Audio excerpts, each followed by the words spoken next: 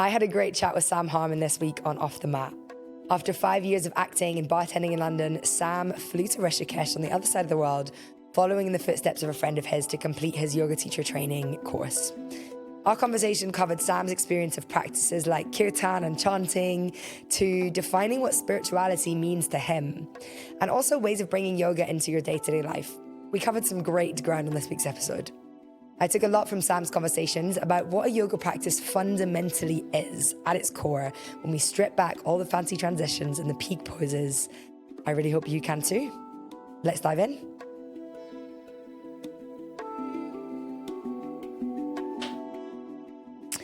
Welcome back to Off the Mat podcast. This week I have good friend and yoga teacher Sam, and we are going to kick off as always with a little meditation to help you ground into listening to today's episode.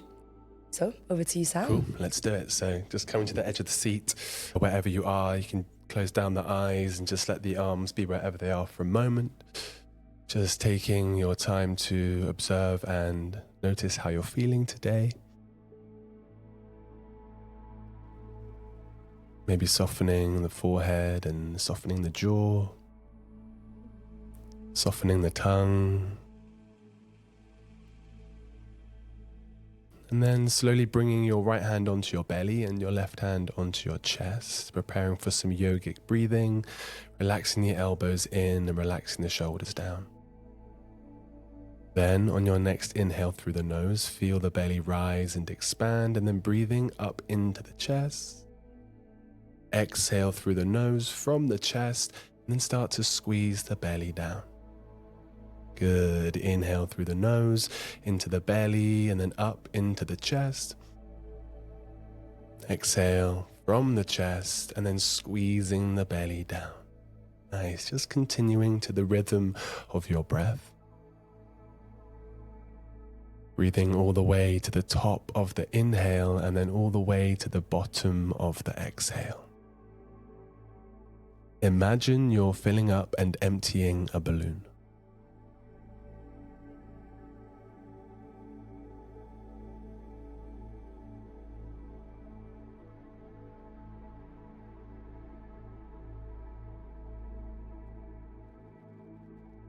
Nice.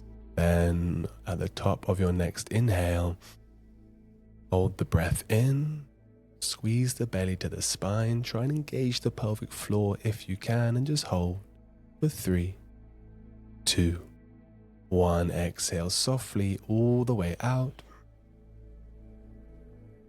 And then holding the breath out if you can for 3, 2, 1. Release. And then just return to normal breathing. And now again, just noticing and observing how you feel. Releasing the hands wherever they are, and then slowly blinking the eyes open. Nice. Thank you, Sam. Pleasure. That was delightful. My pleasure. What a lovely way to start a Friday morning. Yeah.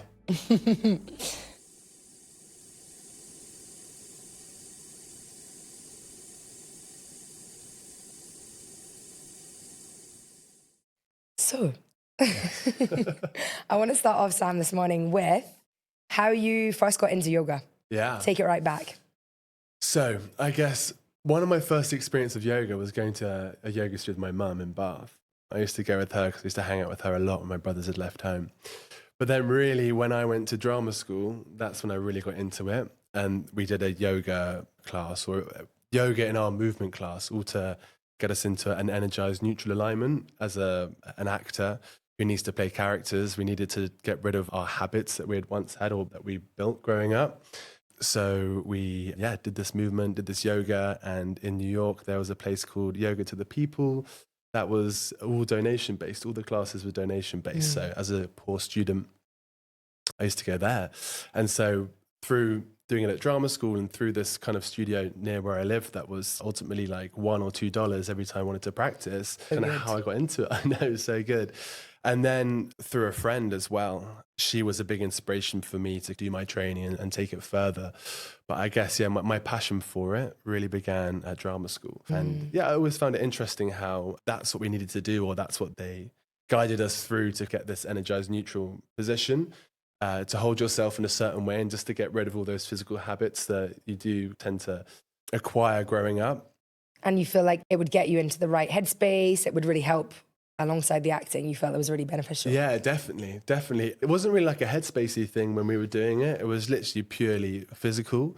Then obviously the headspacey thing comes with it, and you kind of have a blank canvas in the mind as well as the body. But I think they were doing it more for us physically to be really well aligned. So when we're playing a character who's got like a bad shoulder, or I don't know, who's a geek and is over computers all the time, he's got a bad posture in his back, and you can allow that to come from a blank place rather than interesting. Yeah, it's really interesting. So how old would you have been when you were first getting into yoga then? I'd say 19, 20. What about you? I practiced at school, actually. Really? It's available at my school. Oh my gosh. So at age 16, only when I moved school when I was 16 years old for my last 2 years. Yeah. And it was available at my school, which, was when I started. Yeah. I'm forever grateful to that school for offering it, because that's not usually I guess more available common now. I would hope so. When we were in school, I don't think that was a thing at all. Sam, if someone who is listening to this podcast is maybe not been to a yoga class before, how through all those years of training, of practicing, of going on that journey yourself, how would you describe a yoga practice? I like to think of or share yoga as a really simple practice, because I feel like people think it's really complicated and advanced and difficult.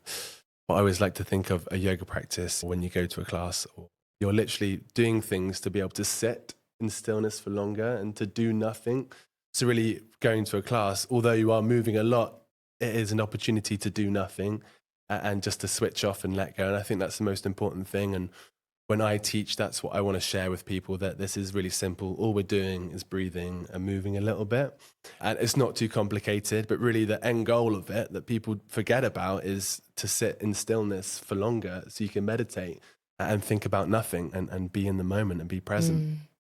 So that's what I try and share. And I try and keep my classes as simple as possible. You're breathing. There's not too many advanced postures. And yeah, really, you're going to do nothing. That's the end goal. And don't we all need a little bit more of that? Yeah, big time, big time. So, Sam, what would you say to a friend or someone close to you who maybe hasn't practiced before, who says something along the lines of, I couldn't do yoga, I can't possibly touch my toes? Because that is the classic line that people say. 100%. And I had this conversation with someone last weekend, actually. He was like, I've never been to a class. I was like, what? I was like, you've got to just go, and you don't need to be able to touch your toes. The practice is also sometimes going to the class and going to the practice. Yeah, I think it helps to go with someone. Take a friend who's been before. This is my thing. It annoys me when people say that and they have this kind of perception that yoga, you need to be of a certain standard to do it. But really, it's about finding a state of being where nothing is missing. And everyone really wants to do that, right?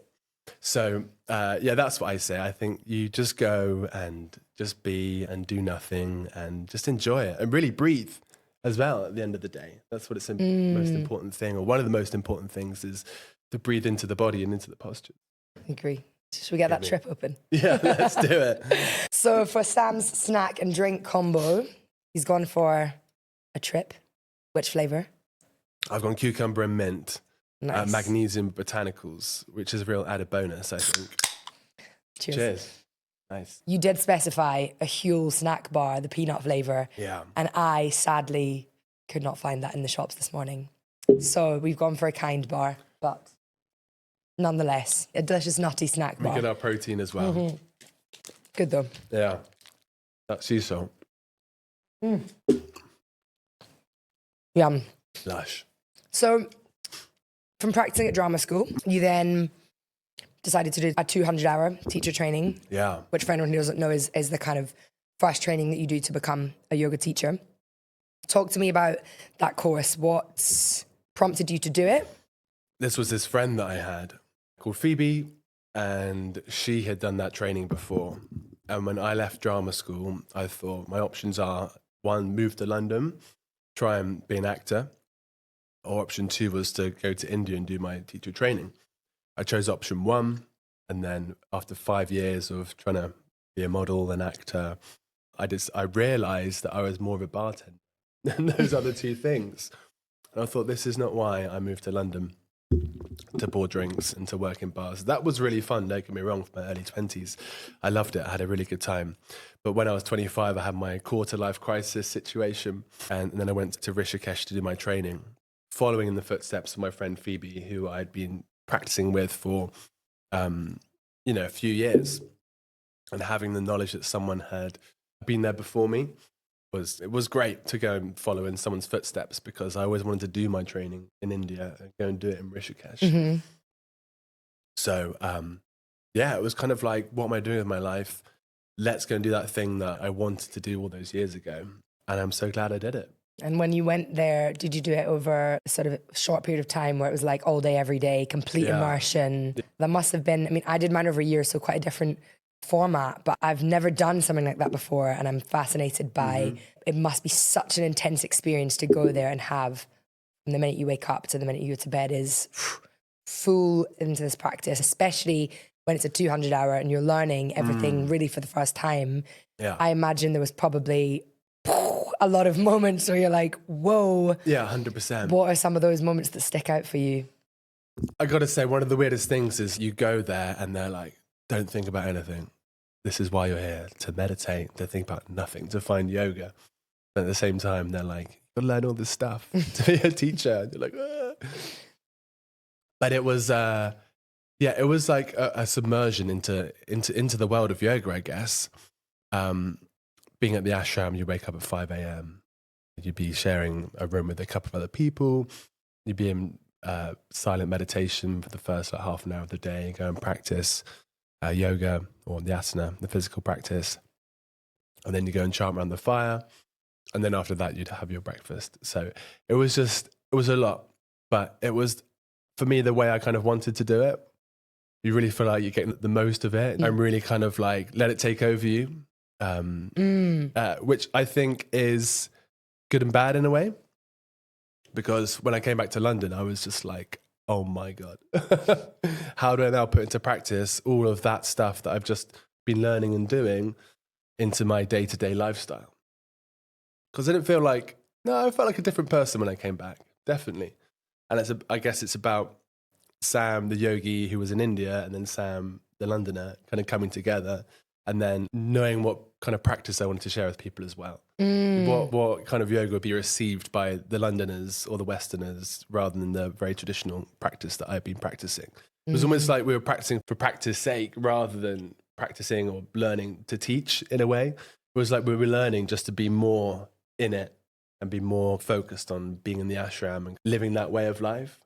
Well, you have to embody it yourself before you can share it, I guess. Yeah, so exactly. It makes sense. But it's like, how do you then come back into a city that your life was different in to then, marry up those two? And it's so easy when you are in an ashram or a place of retreat to have a meditation practice because it's still and quiet and everyone else is doing it. And to then come back to London where it feels against the grain to go, I'm going to wake up and sit and meditate for half an hour. Exactly. And it's really difficult. I tried to meditate the other morning and there's just like an ambulance right outside my door with this siren on and on and on. And I was like, this is where I need to practice the yoga in these small moments. But God, it feels hard, really hard.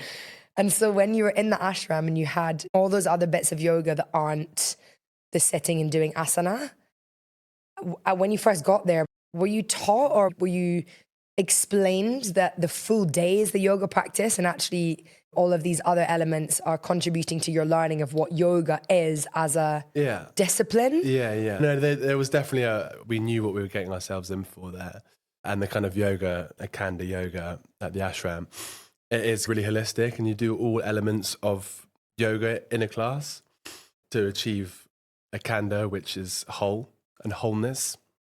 Yeah, we knew we were going to be doing everything. And for me, the other bits of yoga, I think, are my favorite. I love the asana practice, but it's the chanting and the meditation and the Kirtan as well that we did at the ashram that I really fell in love with. Can you just explain for anyone who's listening who maybe doesn't know what Kirtan is? Yeah, it's chanting. It's Hare Krishna is the famous one. the number one banger that they chant. But it's some say it's a quicker way to find yoga, or it's the quickest way to find yoga. And why do you think that is? I'm just curious for someone who maybe hasn't done chanting before, because it's quite an experience. Sure, it's kind of like the build of energy. And again, the simplicity of it, just repeating the same thing over and over again, jumping up and down. But we had Randanath Swami come to the ashram, who's a spiritual leader, and he came with all the Hare Krishna people. And they have it so large. It's like a spiritual rave. It's maybe a better way of describing it. Literally, these guys, wide-eyed, they grab you by the hands, you'll be dancing around, Hare Krishna, Krishna Krishna, Hare, going around in circles. And the energy in the room is just so vibrant. And I guess it's just a different way of trying to find and going to yoga. Some people want to be like in stillness, and that is a way of doing it. But the kirtan's it's a bit more like stimulating. And it's that togetherness that's also incredible. Being in a group of people in a room where everyone's dancing, chanting. It's that connectedness that I love. I love it. I think it makes you reflect on, I mean, I've been to a couple of festivals this summer. I love music festivals. And it makes you reflect on when you're in the middle of a dance floor and you're dancing and it is high energy, that there's so much more going on than we think. And there's a reason why we love, or some people love to party and to be in that environment, because being in a close proximity with a big community who are all there for the same reason and who are all moving their bodies and using their voice, and especially when it's in a really intentional place like a kirtan, which everyone's there for the same reason, that it is almost like transcendental. It's like a natural just high of wow, this is wild. Yeah, it is wild. It's that buzz. It is. So you said that some of the other parts of yoga you often prefer, not just asana. So if you're looking at a week in your life of a yoga practice, what does that look like? I know obviously you teach yoga, but your personal practice, do you get to be on the mat much? And if not, how do you practice off the mat?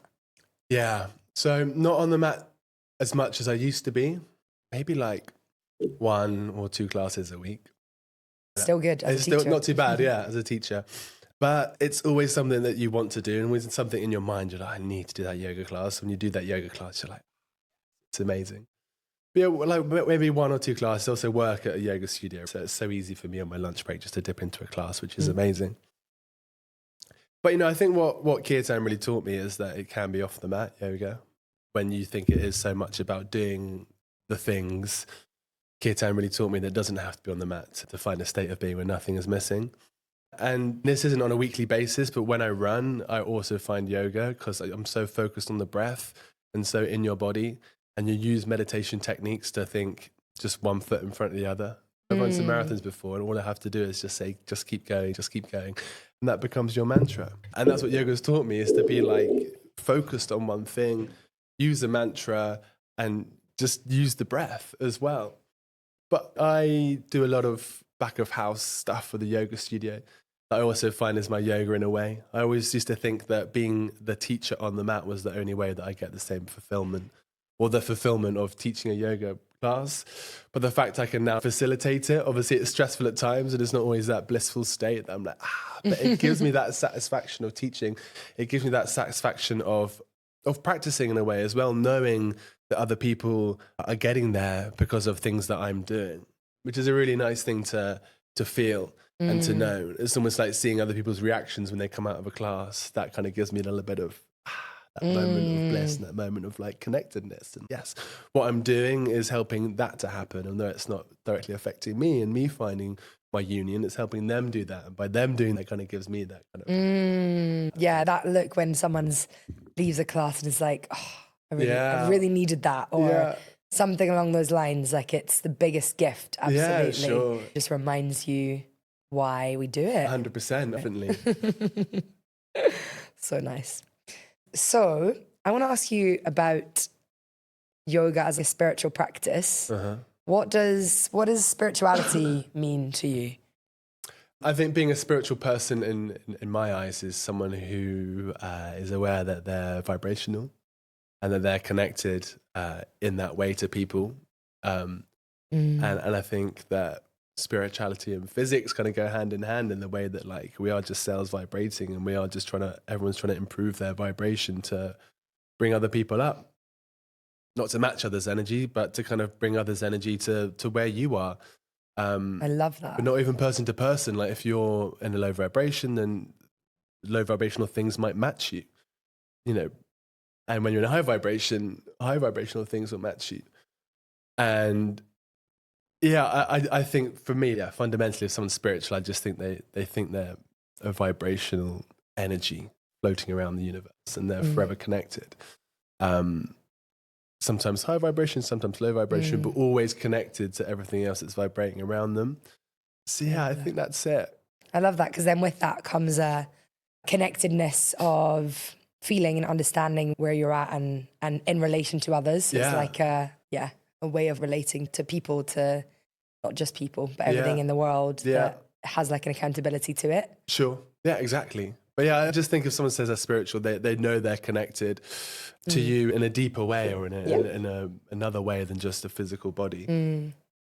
I actually want to ask you next about, so we've had quite a lot of female teachers, studio owners on this podcast. Yeah. And I guess often in a yoga class, it is predominantly female. Not always, but how do you find that being in the yoga world? Because there definitely are a disproportionate amount of women to male ratio. How have you found that through your teaching and practicing? And yeah, I don't know. It's quite nice sometimes being one of few rather than one of many. I always do find it funny in a class when there's one or two men.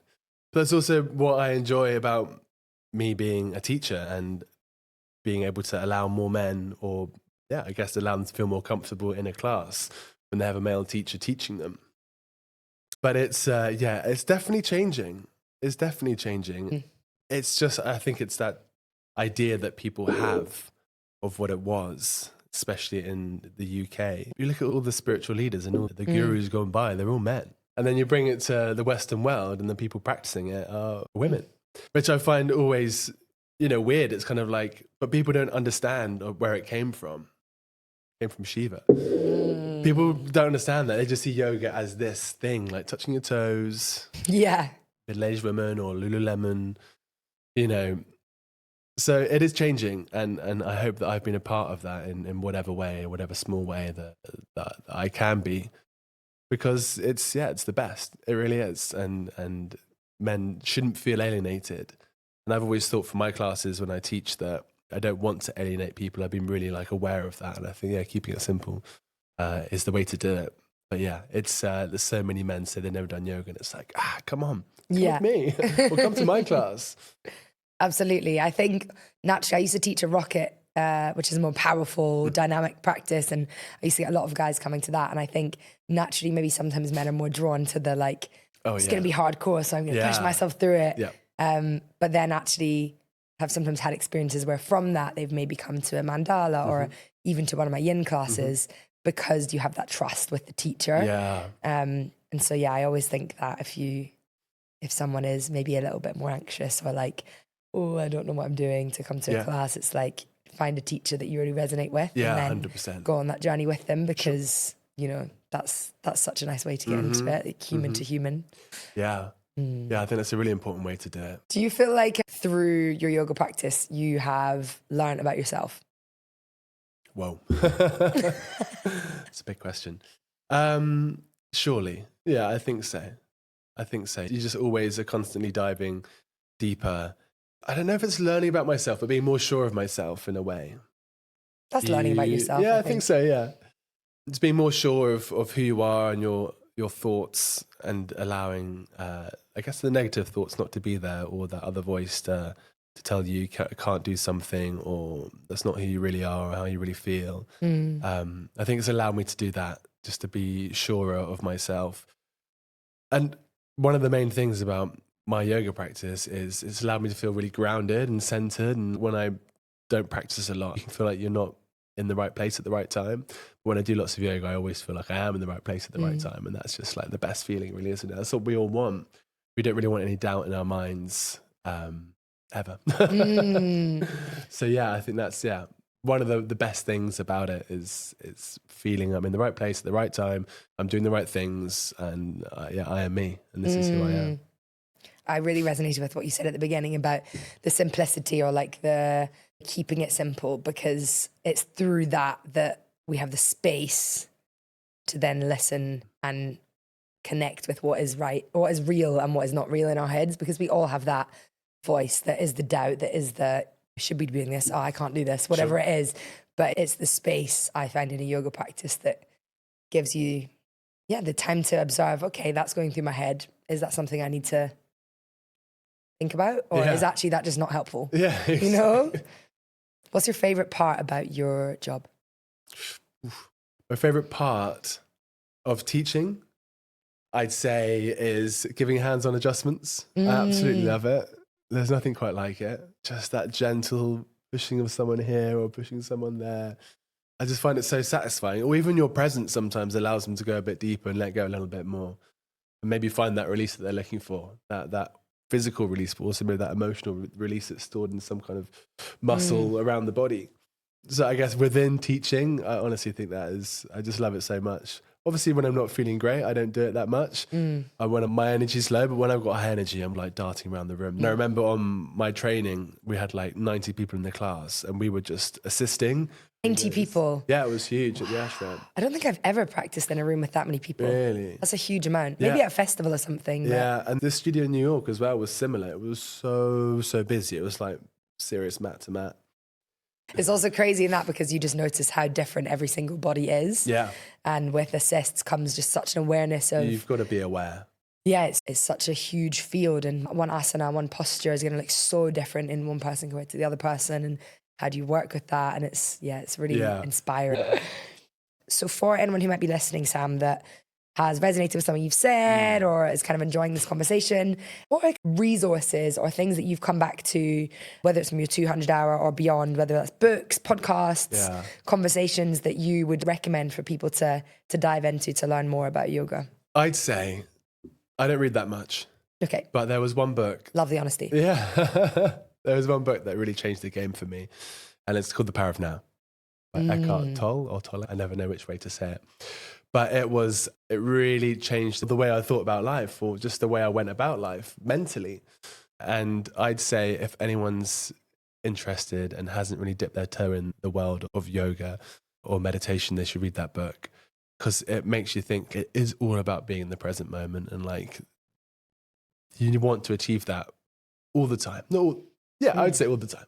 All the time you want to be in the present moment. And this book just teaches you ways of doing that, or teaches you awareness of doing that. Because some people, I think, are so lost in their minds, and through no fault of their own, but without someone telling you that's not the way you kind of want to be doing it, you do it. And then someone says, what about this? Well, also just like the modern world, the way we live is our attention is like a currency for... Yeah, sure. So the amount of stuff that we are being shown and thrown, whether it's walking down the street in London and adverts all around you, sounds, sirens, thoughts, work, our phones are in our pockets all the time. Our attention is being pulled in 100 different ways at any one time. 100%. And without a yoga practice, that's how I've dealt with it through a yoga practice, is the awareness of like, the only thing you can affect is now. Sure. You can't affect the past. You can't change the future. Yeah. So why not live right now? Yeah, exactly. Because that is eventually going to become your past. Yeah, that's all there is. But it takes a while. As soon as you get the awareness of being in the moment, you're too aware of being in the moment. Am I in the moment here? And then you're questioning it all the time. But it's a practice, and I feel like I've just got used to doing it, and you know when it is and isn't happening, and you don't even think about it. For the first couple of years, you do get in your head about being in the moment, which is so funny, because you're trying to be in the moment, but then thinking about, am I in the moment, taking out the moment. Oh, it's funny. So it takes a while. It's a spiral. But that book, yeah, exactly. Nice. Yeah, that's a great one. I'll pop that in the podcast notes for anyone who wants to see it. So we're going to move on to the very last section, which is called Final Flow. I'm going to ask you some quick fire questions. Don't need to overthink them. Yeah, just to get to know you a little bit better.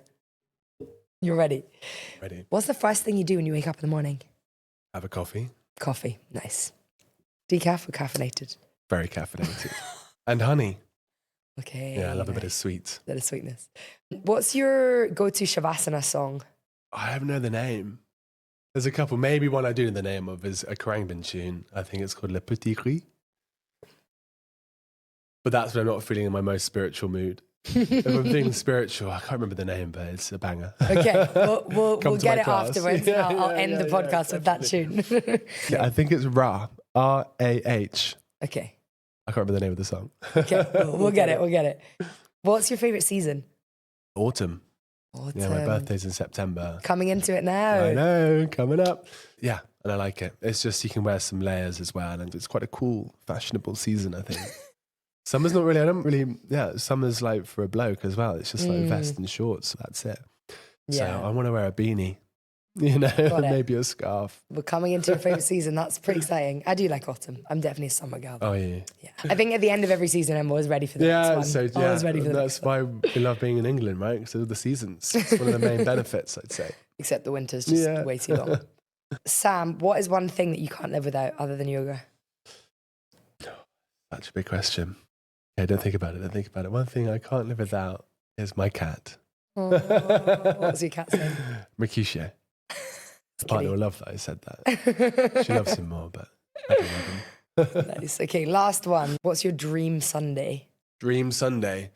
I'd say in the autumn, I go for a bike ride that I never really do. I love cycling, but it takes up time, like 2-3 hours. I do that, come back, have brunch, scrambled eggs, halloumi, nice thick sourdough. And then I love watching TV. So I'd probably watch some TV, maybe a film, and then get a takeaway. It used to be Thai broccoli. I actually am not a takeaway gal, but it's the only place I will order from. Yeah. Because it's delicious. Yeah, it's great. I have moved away from New Cross, where I was before, to Forest Hill. There's a place called Big Cheeks Thai. So shout out to Big Cheeks. It's my new go-to takeaway. And then, I think that'd be it. Just a bit of exercise, some good food, just relaxing, and a bit of TV. Sounds the best. Yeah. I want to do that right now. Yeah, shall we? Nice. Sam, thank you so much for coming on Off the Mat today. It's been an absolute pleasure to chat to you. Thanks for having me. Hope you guys have enjoyed the conversation. We'll pop that little book, the songs in the show notes. And hope to see you again next week. Thanks so much. Yay.